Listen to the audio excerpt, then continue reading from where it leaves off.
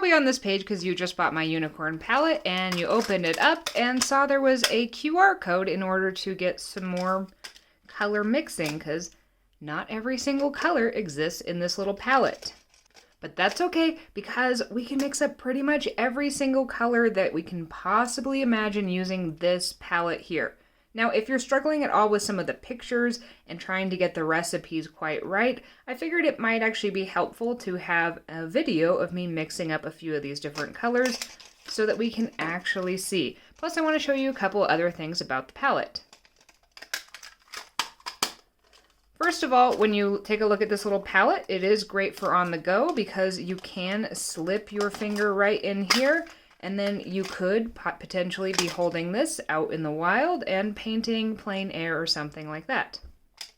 When you open this up, you're obviously going to have your colors here, and on this side there are these deeper wells, so you can mix up larger quantities of color over here, and over here you can mix up smaller amounts of more concentrated color. You could do that over here too. Now, technically, if we wanted to, we could also remove this. So if you can grab hold of this, let me grab some needle nose pliers.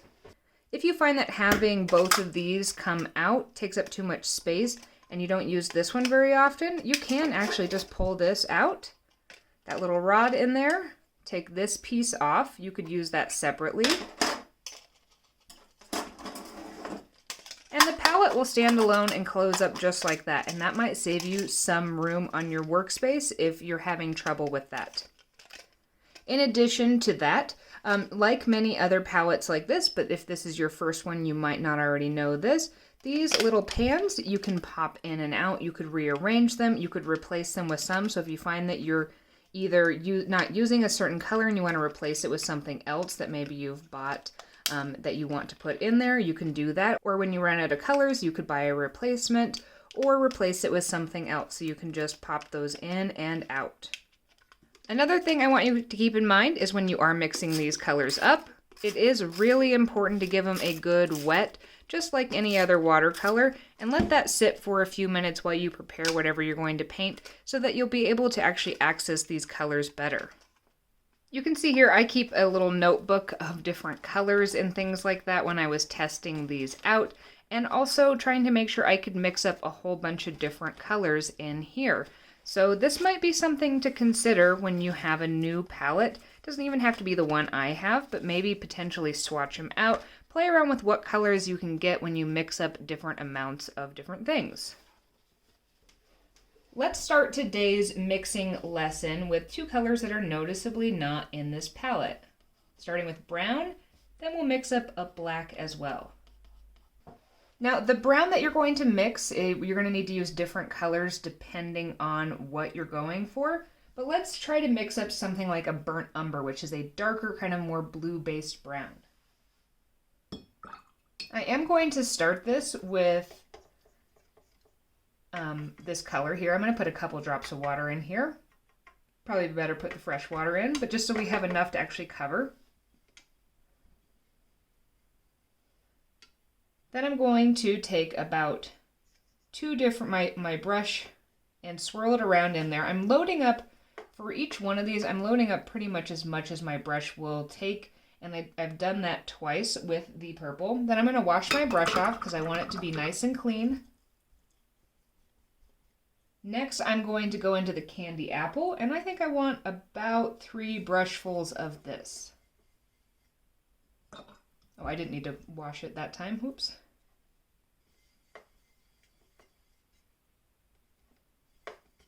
All right, so let's get a tester strip just so we can kind of see where we're at along the way. We've made more of kind of a darker cherry red type color. So we actually want to bring this back more towards the blue side. And in order to do that, but also tone this down, I want to dip into this blue raspberry, which is kind of like a phthalo blue. It has a tiny bit of green in it, which will help tone down that red. After one, we're going to be at a nice purple. Let's do another one, more of a purple type blue. It's a really nice, beautiful, dark purple color. But to actually bring it back around towards the brown side, I'm actually going to add in some green. Let's go for this guacamole color. I think I added in way too much, and I absolutely did. Okay, so what happens if you get to this point and you're like, I way overcorrected? This is still a really nice base green color that we can then correct by grabbing a little more of that candy apple .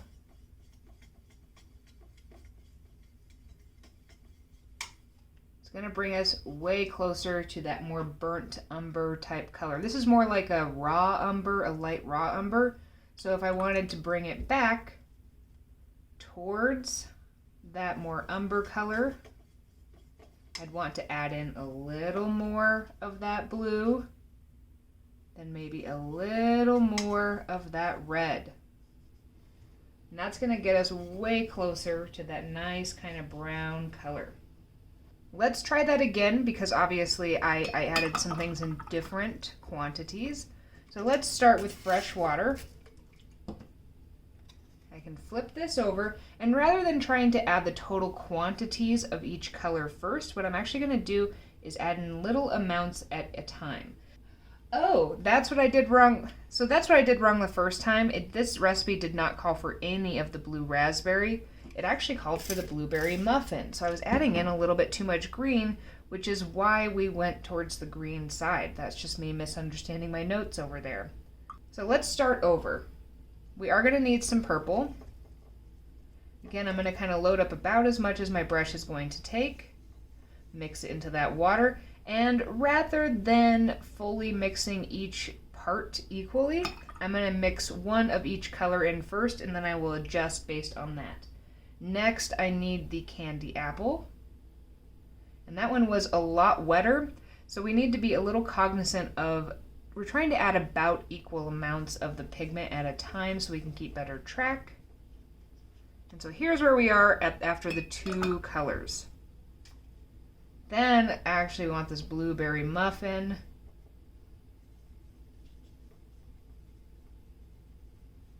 Really get that mixed in. That's where we are after that. And then on to the guacamole. And that grabbed a bunch of that. Again, we need to be a little careful. And you can see we're actually a little bit closer at this time around. I know this is a lot lighter because I haven't added in quite as much pigment. So now we need to go back and look at those.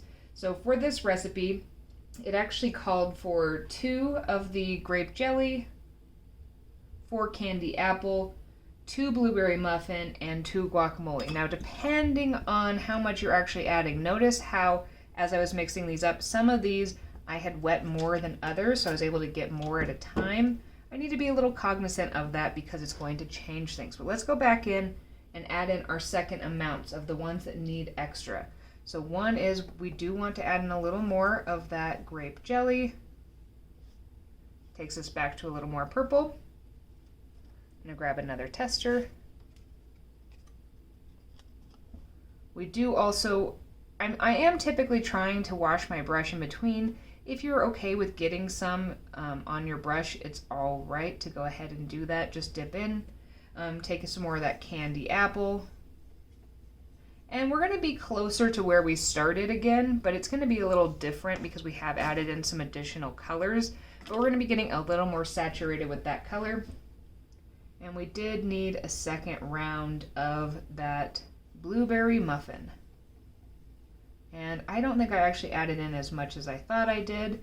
So I know I added it in twice, but I'm going to count that as 1 because of how much I actually grabbed the first time around. You're not always going to grab the same amounts, and you just kind of got to be willing to go with the flow. And a little bit of this green as well. We're definitely closer to that burnt umber than we were on that first round. So, looking at this recipe, it does look like it calls for a little bit more of that red.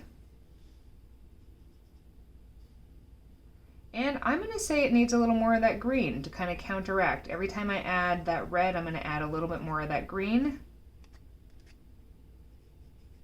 And there we go.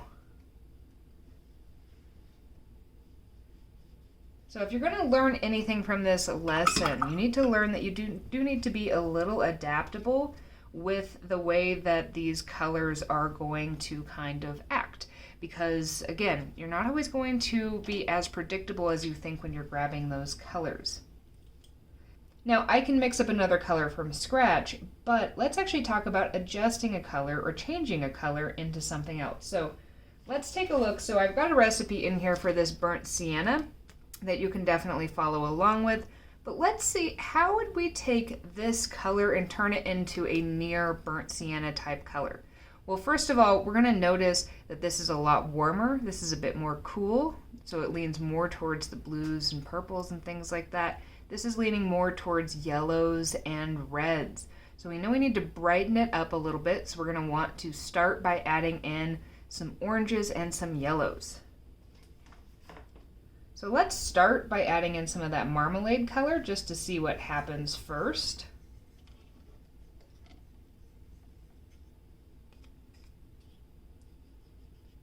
We're definitely a nice brighter brown, but we're definitely not towards that burnt sienna. So I do want to bring, let's take our brightest yellow, which is that corn on the cob, and I've got a lot here. Here's another trick in case you're getting too much on. You can always tap your brush off a little bit to help kind of regulate the amount. It's going to change it quite a bit. I also want to bring in a little more of that red color. And I know I'm going to want a little more of that yellow as well.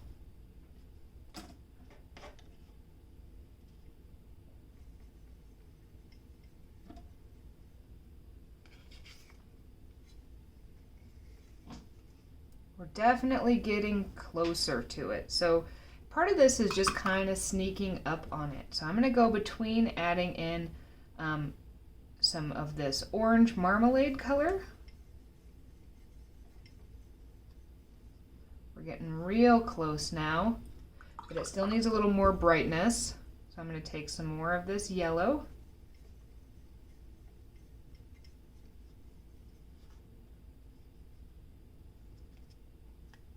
We got more of the brightness, but we lost some of that kind of nice red undertone, so let's grab some of that red.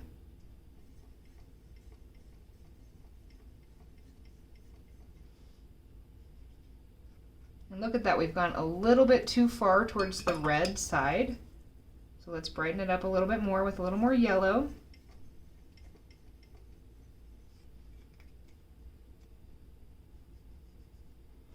And we're definitely closer to that kind of nice burnt color. A little more red. Some days you're just going to have a better luck with actually mixing up these colors than others, and that's definitely going to kind of get you to a nice color there. So be kind with yourself, because sometimes you just need to make those minor adjustments. Just like that, to get that nice kind of brown color. All right, let's switch over to mixing up a black color. And I do need a nice fresh spot, so let's grab that here. Good news is, this next one, even though it might seem like it's going to be more complicated, is actually going to be the easiest of the colors that we're going to mix up, or one of the easier colors.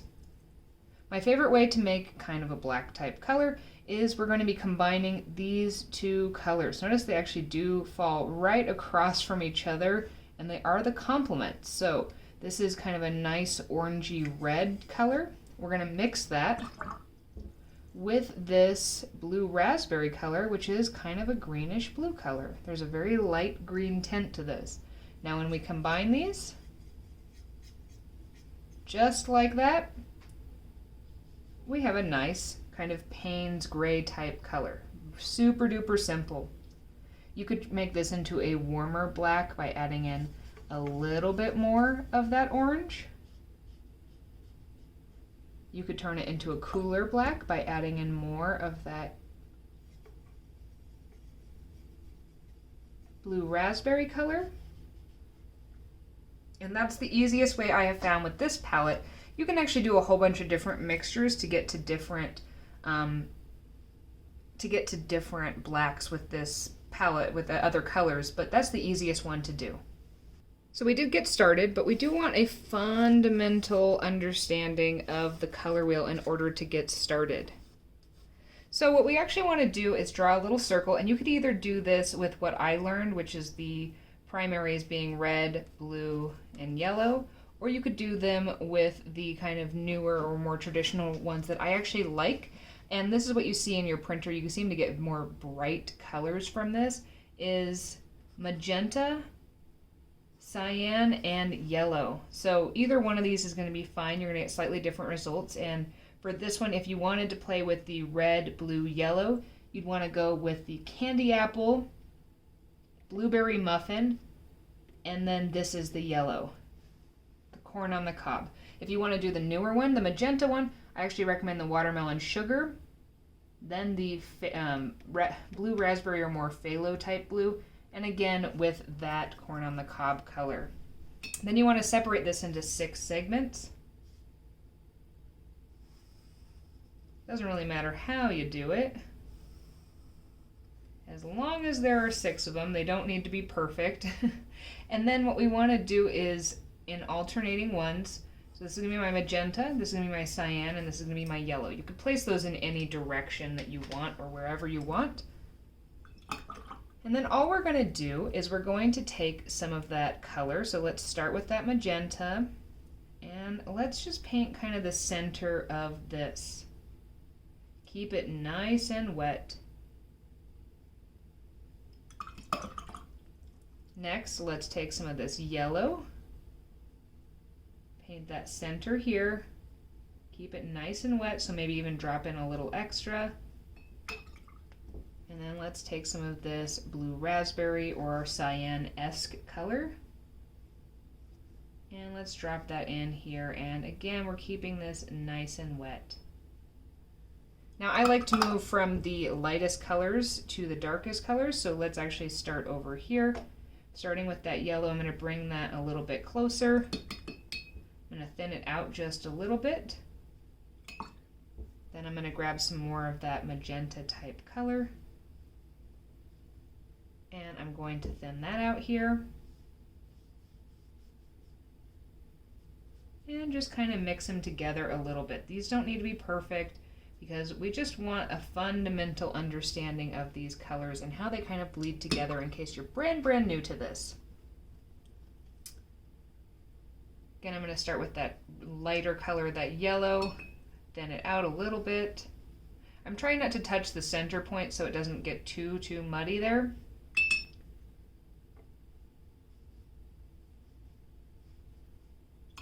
And thin this out a little bit. And let them flow together. If you need to, you can add in more or less of one of the colors. You can kind of go back and forth between them.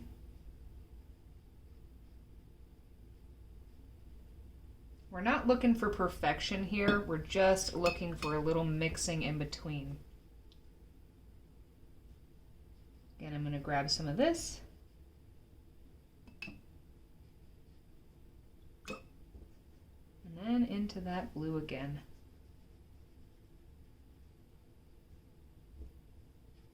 Let those mix together.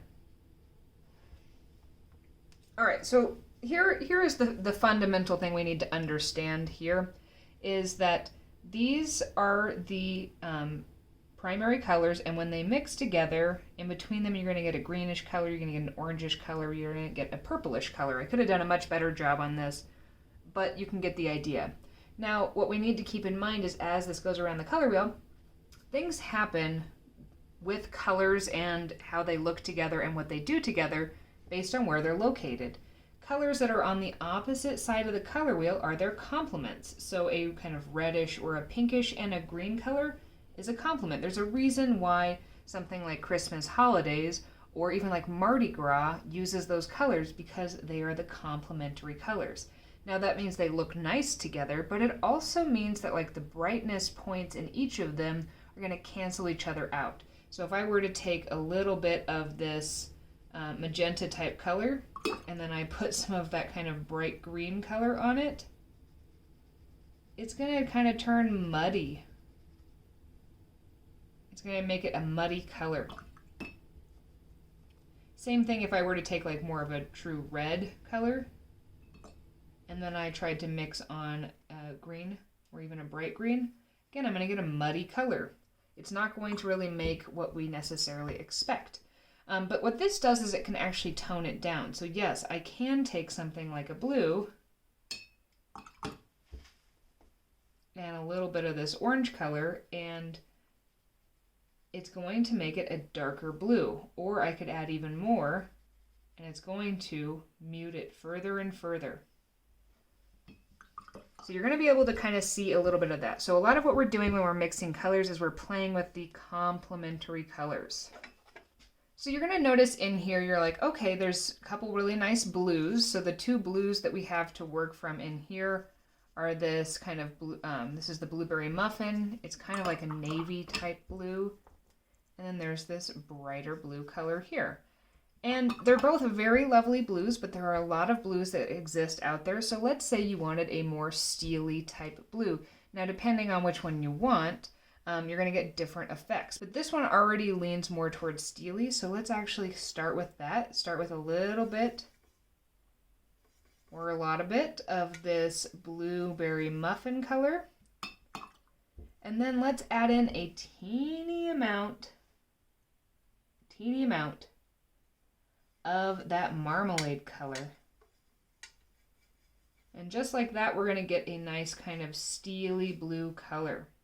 You could even add in maybe a little bit of that blue raspberry if you wanted to brighten it up a little bit and get a slightly different steely blue, but it's going to give us a lot of options. In a similar vein, if we actually take a look at these different greens, we have a this is like an olivey or army type green called guacamole. And then we have this much brighter yellow-green color, which is key lime pie. And maybe we actually want more of like a traditional green or a more foresty green or something like that. Well, the way that we want to achieve this is we can do a couple things. Yes, you can mix blue and yellow. So if we were to take this blue raspberry color and add in a bit of that corn on the cob color, we're going to get a really kind of bright green. If we wanted to turn that a little bit more muted, if we took a little bit of that complement, that candy apple red, we can get more of kind of a more of the like army type green color. You also don't have to necessarily mix up just the colors that are traditional. So you could, instead of mixing a yellow and a blue to get a green, you can take something like a blue and a green to get a green as well. That's going to give you a slightly different type of green. So look at how many different greens we can make depending on the colors that we mix it together with. All right, even simple things like this. I love this orange that's in here. It's definitely more of a red leaning orange. And sometimes you need a brighter orange. So how would we fix that? We can take some of that orange and we can just pop in a little bit of that corn on the cob and get a more true to orange type color. You can also do this. Basically the same thing's also going to happen if you use that banana split color, but it's going to be a little bit more muted because this has a little more green undertones to it. Obviously adding more or less of one of the colors is going to change it. I'm also dipping into some really dirty water here. Let me switch over my waters. It's definitely starting to affect. But look at how many different oranges we're able to get. Let's start another one from scratch though. And on this one, I kind of want to make a burgundy or a deeper red, more like a Bordeaux type red color. So this is going to be something that has more of those purple undertones. And we can do that in a few ways. I'm going to start with this candy apple color because it's the darkest of the colors. Get that moogie hair out of there. And we could just add in some purple to get some purple undertones. That's going to give us a pretty nice burgundy color. But if you wanted it to be even deeper, you could add in a little bit. I would recommend on this one more of that blueberry muffin color. And that's going to give us a really nice kind of Bordeaux type color. You can add in a little bit of that pink if you wanted to brighten it. And if you wanted to keep it more towards the red side, you could add in more red. But if you wanted to tone it down, this is where a little bit of that green is going to come in a little bit handy. Make you more of kind of a brick red type color. One more thing to be cognizant of is that some of these colors are more or less staining than other colors. And if you're going to do something like lifting, you might need to consider that. So say you didn't want to use this purple in your color and you wanted to mix up your own purple, because you can get a really vibrant purple color by mixing a couple of these blues and this super bright pink color. That bubblegum color. I'm going to mix some of that in there.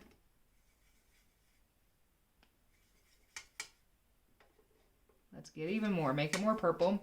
It's going to make us a stunning purple color.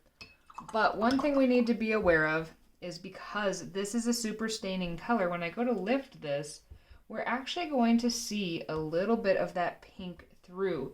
Even though we're going to be able to lift a lot of that purple out, we're going to end up seeing some of that pink underneath. I don't know how well that's coming through, but you can see a little bit of it here in person. This can actually be used to really cool effects too. And that's the thing, is all these different watercolors, depending on what happens to them, being aware can help you kind of harness it or avoid it. There, you can see that pink kind of developing there. Notice that. Notice how it's lifted off most of that purple, but that pink has stained the page behind it. So you do need to be aware of a few of those things. That's the most staining color in this set. I could go on and on about this for a really, really long time, but I don't want you to have to sit through an hour-long video. I recommend playing around with these. Use the recipes as kind of a guide, because it is going to vary depending on how much you're able to get out with your brush and kind of your tendencies to which ones you're grabbing more from and things like that. So play around with this, have some fun. Also, if there are any other videos like this that would be helpful if you want to see specific colors mixed up with this palette, continue to leave them in the comments in any of my videos, and I would be happy to make some more to put on this page there too. So thanks for watching, and I hope this helped. I can't wait to see what you create.